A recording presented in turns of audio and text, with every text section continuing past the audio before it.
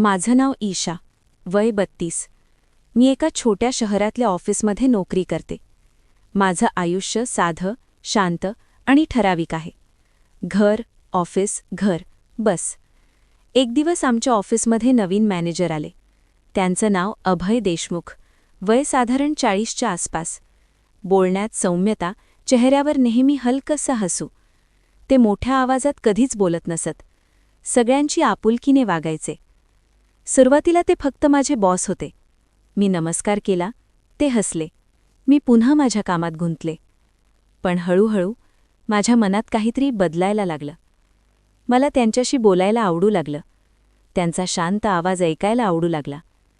ते माझ्याकडे पाहिले की मनात एक वेगळीच ऊब जाणवायची. ते विचारायचे, ईशा, आज तब्येत ठीक आहे ना? मी म्हणायचे, हो सर. पण आतून माझं हृदय वेगाने धडधडायचं. मी सांगितलेल्या छोट्या छोट्या गोष्टी त्यांना लक्षात असायच्या. मी फाईल शोधत असताना ते जवळ उभे राहायचे. मला न कळत मी रात्री त्यांच्या विचारात हरवायला लागले. मलाही नको होतं, पण मी थांबवू शकत नव्हते. एक दिवस त्यांच्या हातात लग्नाची अंगठी दिसली. ते विवाहित होते. त्या क्षणी माझ्या छातीत काहीतरी तुटल्यासारखं वाटलं. मन जड झालं. मी स्वतःला म्हणाले, ईशा, हे चुकीचं आहे, त्यांना विसर. पण तेव्हा उशीर झाला होता. मी आधीच प्रेमात पडले होते. मी ठरवलं नव्हतं, मी मागितलं नव्हतं. पण भावना परवानगी विचारत नाहीत. ऑफिसमध्ये रोज त्यांना पाहायचे. ते हसून म्हणायचे, गुड मॉर्निंग ईशा. मी हसून उत्तर द्यायचे. बाहेरून सगळं नॉर्मल, पण आत मनात प्रचंड गोंधळ.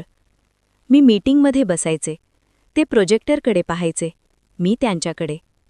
न पाहण्याचा प्रयत्न करायचे, पण जमायचं नाही. एक दिवस त्यांनी मला संगणकात मदत करताना चुकून हाताला हात लागला, क्षणभरासाठी. पण त्या क्षणाने मला हादरवलं.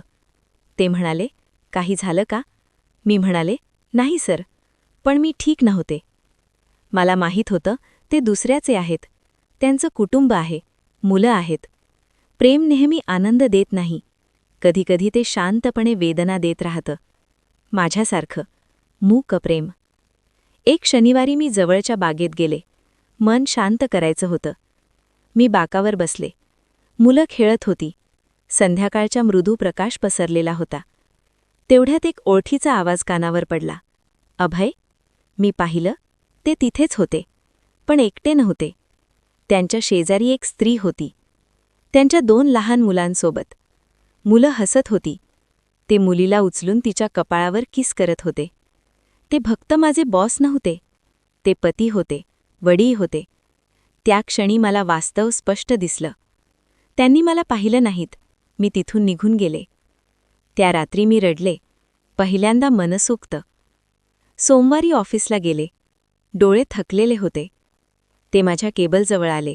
म्हणाले, ईशा, आज खूप शांत दिसतेस. मी म्हणाले, थोडी थकली आहे सर. ते हळू आवाजात म्हणाले, तू खूप समजूतदार आहेस, शांत आहेस, पण खूप मजबूत आहेस. तू खास आहेस. तो शब्द, खास, मनात खोलवर रुतला. एक संध्याकाळी ऑफिसमध्ये आम्ही दोघेच होतो. ते म्हणाले, ईशा, तू माझ्यासाठी महत्त्वाची आहेस. थोडा थांबून म्हणाले, मी विवाहित आहे, पण तुझ्यामुळे मला स्वतःचं अस्तित्व जाणवतं. माझ्या डोळ्यात पाणी आलं. मी म्हणाले, सर, मलाही तुम्ही आवडता, पण मला कुणाचं घर तोडायचं नाही. ते काहीच बोलले नाहीत, फक्त मान हलवली. त्या दिवसनंतर आम्ही अंतर ठेवलं. आदर होता, पण मर्यादा होत्या. एक दिवस मी स्वतःशी निर्णय घेतला, ईशा, प्रेम म्हणजे फक्त कुणाला मिळवणं नाही. कधीकधी प्रेम म्हणजे सोडून देणं. मी स्वतःसाठी जगायला सुरुवात केली, हळूहळू. आजही कधीकधी त्यांची आठवण येते, पण आता वेदना नाहीत. कारण मी स्वतःवर प्रेम करायला शिकले आहे. मूक प्रेम नेहमीच अपूर्ण असतं, पण ते आपल्याला खूप काही शिकवून जातं.